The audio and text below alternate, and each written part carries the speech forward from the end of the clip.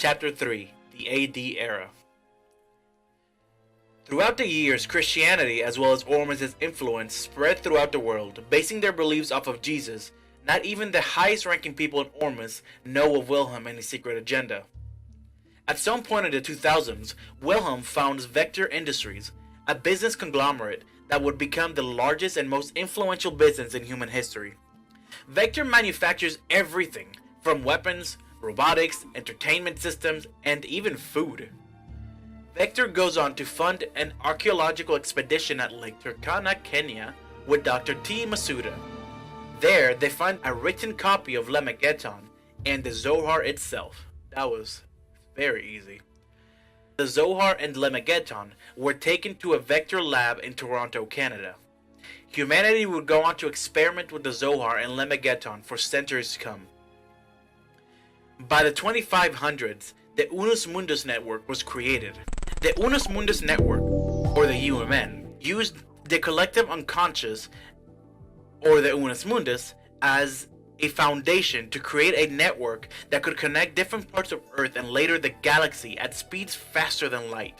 However, even though it became a pivotal part of society, even the people who created the UMN are not entirely sure of how it works, as they did not create the Unus Mundus and don't fully understand it.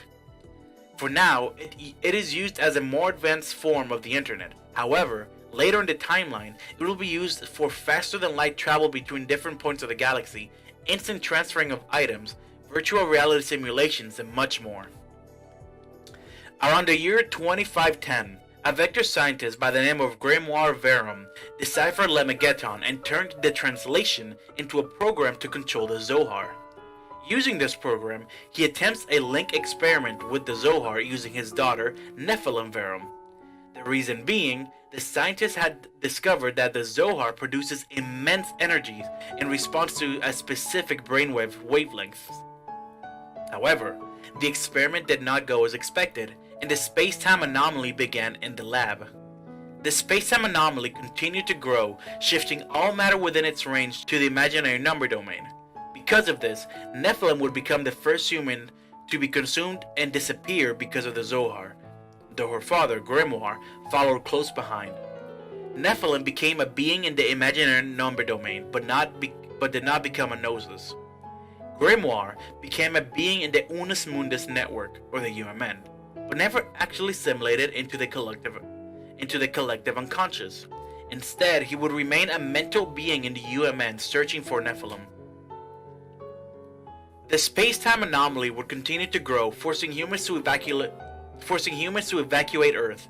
People believed that Earth was swallowed by the anomaly, but in reality, Wilhelm shrunk the Earth to the Planck scale in order to prevent the anomaly from swallowing the whole universe. Before he did this, however, he obtained the 12 vessels of anima. However, for some reason, he was not able to recover Mary's body. So now, Wilhelm has the 12 vessels of anima, the Zohar, and Zarathustra. By this point in history, Earth had made a universal Earth government. And after evacuating Earth, this government changes its name to the Galaxy Federation. The public face of Ormus is renamed to the Immigrant Fleet. So now the religion is called the Immigrant Fleet, while the secret society part of Ormus is still called Ormus. Ormus and the Immigrant Fleet spent possibly thousands of years in space looking for a planet they could call home. Ormus travels in a spaceship called the Plemora, which was built by Vector. Ormus takes with them the records of Earth's history and culture, such as important writings, books, the Bible, and art. They also took Zarathustra, the 12 vessels of anima, and the Zohar. The TC era begins here, meaning Transcend Christ.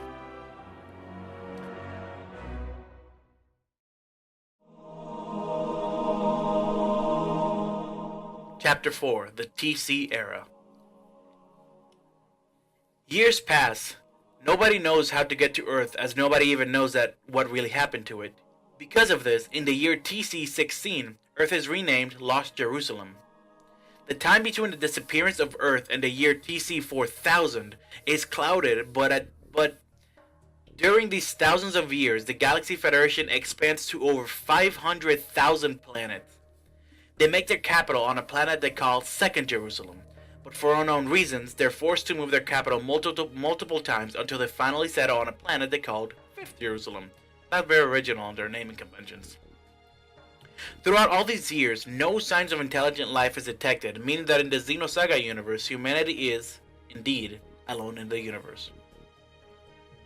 The immigrant fleet, or Ormus, settles in a planet called Abraxas in the Mictum system, after traveling for possibly thousands of years. The immigrant fleet and their followers start calling themselves the people of Zohar, as they have been protecting the Zohar and the other relics of God for thousands of years and consider it their birthright. They start to believe that their people have always been the keepers of the relics of God.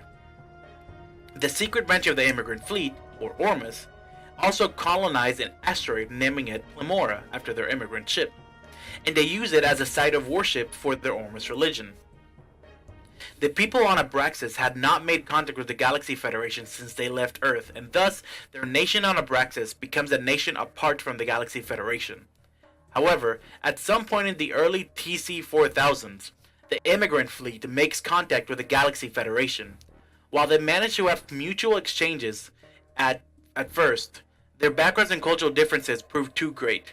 This, plus the fact that the immigrant fleet was in possession of the Zohar, led to a history of multiple wars and truces.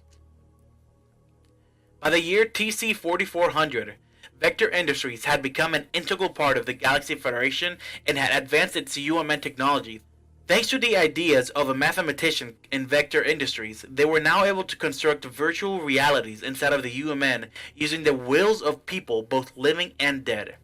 This world is called the Encephalon. Even though it's mainly a virtual reality world, because it's based in the UMN, it is possible to encounter gnosis while in the Encephalon. If someone is harmed while in the Encephalon, they feel it in their real bodies too. This means that if you die in the Encephalon, you suffer brain damage that often leads to death. By the year TC 4474, Realians have started being manufactured, mainly by, of course, Vector Industries. Realians are essentially androids. They're composed of mechanical and organic parts, but the more advanced later versions of Realians are mainly made up of organic parts. So much so that organ transplants between humans and Realians is possible, though not without its side effects. Because of this, people start questioning whether Realians deserve human rights. At some points in the TC 4500s, designer children started being made in the Galaxy Federation. Designer children are children who have, with the consent of their parents, been genetically altered at birth for different reasons. Some reasons may be simple vanity, like parents wanting certain type of hair color or eye color or height, or a number of things. Some children may be engineered to be politicians, or grow up to be in other positions of power. However, some children who don't even need parents to be made were also altered specifically for experimentation. This artificial altering of the human DNA meant that they tended to live longer and have better traits than normal humans, as good traits could be actively selected into children and bad traits could be selectively taken out. These children came to be known as mutants by people, and people tended to discriminate against them. One of these children was Dmitry Yuriev. Dmitry was part of a group of children who were designed for experimentation with the UMN. The goal was to teleport humans through the UMN without having to use a ship or any kind of containment. Because of this, the children who were experimented with would be vulnerable to Gnosis and Udu's influence, as Udu's influence is stronger in the imaginary number domain.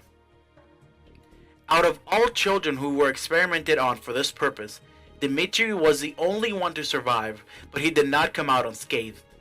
While in the UMN, he made contact with Udu. Few humans ever contact Udu. The ones who do tend to be native pureblood Abraxians. Because of the long lineage protecting Zohar, they tend to have a strong connection with the Zohar, because of their brainwaves resonating with the waves emitted by the Zohar. This is why they call themselves the people of Zohar.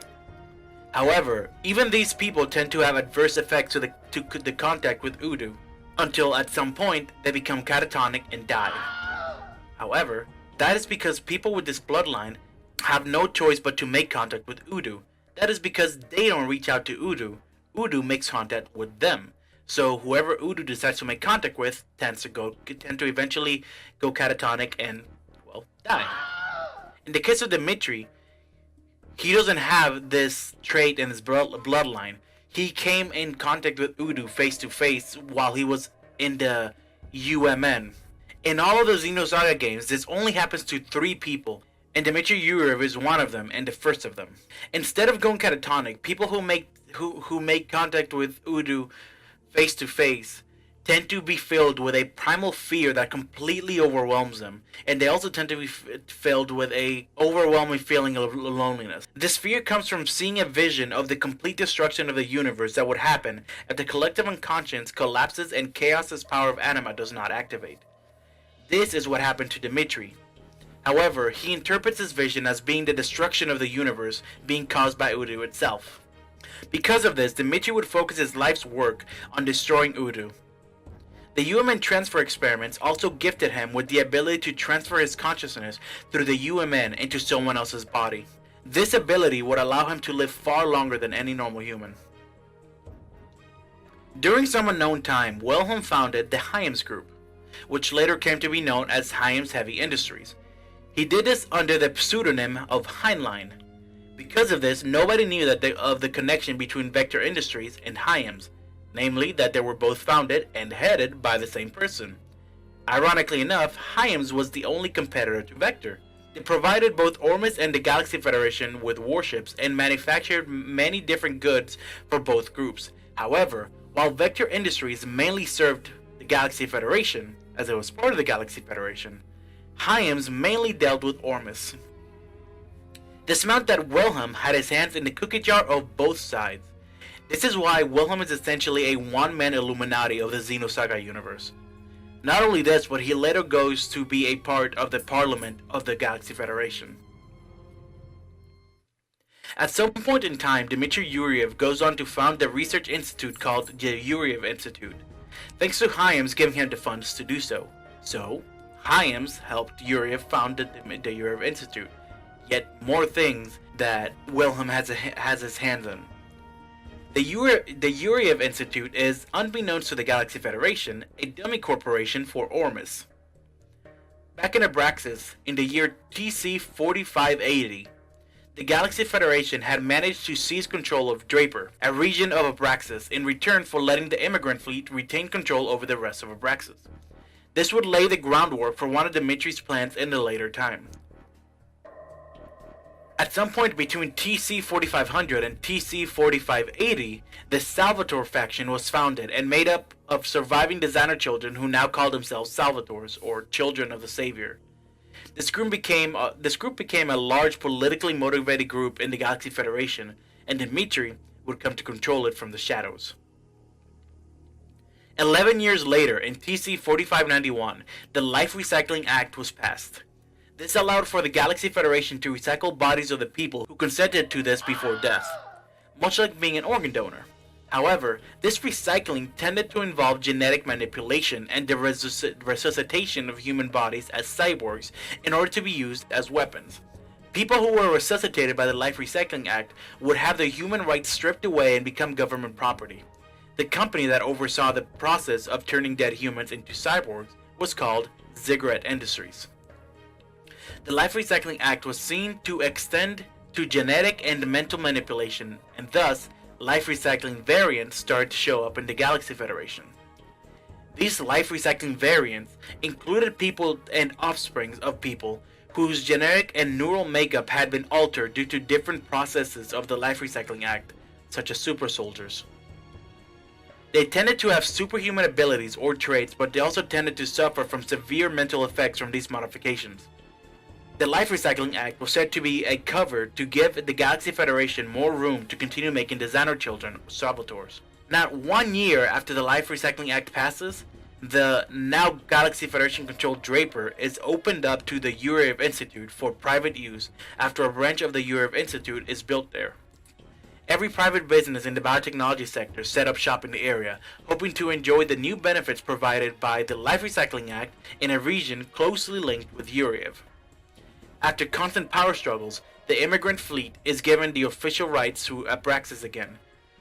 But Archon, a city in Abraxas, which is where Draper is located, remains a neutral zone for both the immigrant fleet and the Galaxy Federation,